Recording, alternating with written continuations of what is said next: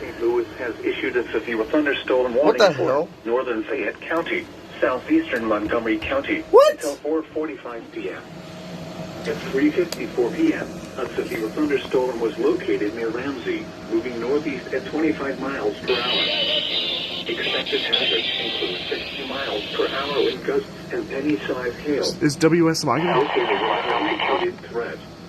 The following are expected except damage to roofs, siding, and trees.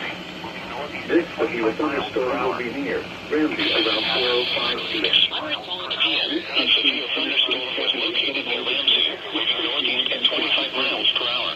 Expected hazards include 60 miles per hour with gusts and penny-sized hail. This is a not-indicated threat. The following impacts are expected. Expect damage to roofs.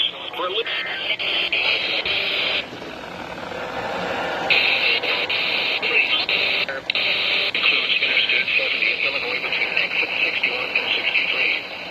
This also includes Ramsey Lake State Park.